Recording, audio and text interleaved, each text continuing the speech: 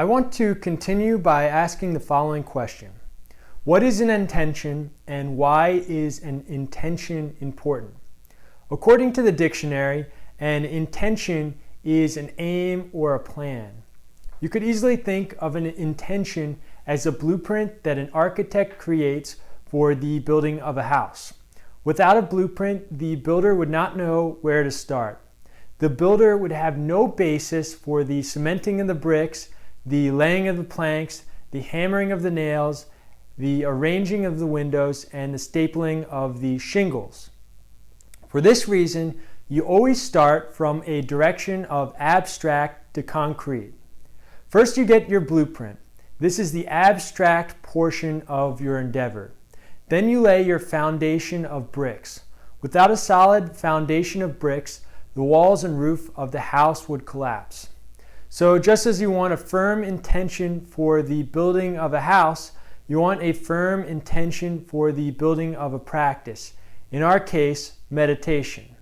If you do not have a firm and unwavering intention for your practice, how can you expect to devote the amount of time and effort it takes to remain committed? I believe that when we create an intention, we need to have an understanding of what areas of our life it will impact. I want to propose that meditation will affect you on 3 different levels of your life: personal, professional, and spiritual. You can see these listed in the diagram to my side here. While not everyone will use meditation as a way to grow spiritually, almost everyone can use meditation to benefit their lives personally and professionally. Meditation is a great asset to any kind of self-development. When we meditate for the purpose of personal growth, we are moving towards self-understanding. We are learning how to manage our emotions so that we can improve our relationships with ourselves, our families, our friends, and our communities. When we meditate for the purpose of professional growth, we are moving towards self-transformation. We are learning how to increase our creativity and productivity so that we can influence others with our communication and leadership. And when we meditate for the purpose of spiritual growth, we're moving towards self-transcendence.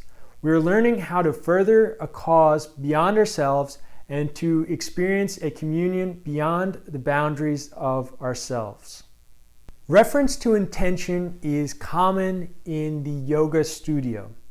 You arrive in the room, sit down on your mat, in walks the instructor, and often he or she will say, "I want you to start by setting an intention for this practice."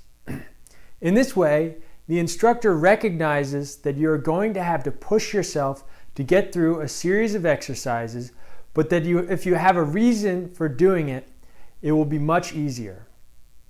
I also believe that the definition of an intention goes much deeper than just an aim or a plan.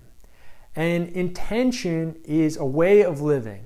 An intention is a way of connecting to that innermost source within yourself that guides you. Throughout the ages, men and women have intuitively been aware of their intention, aware of the existence of an inner center that guided them on their life's journeys. In ancient Egypt, they called this inner force Ba. In ancient Greece, they called it Daemon, and in ancient Rome, they called it genius.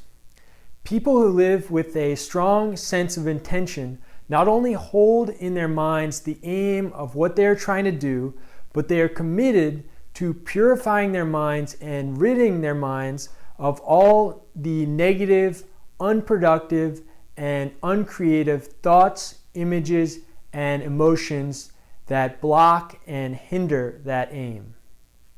A great example of this definition of intention comes from a classic movie, Star Wars.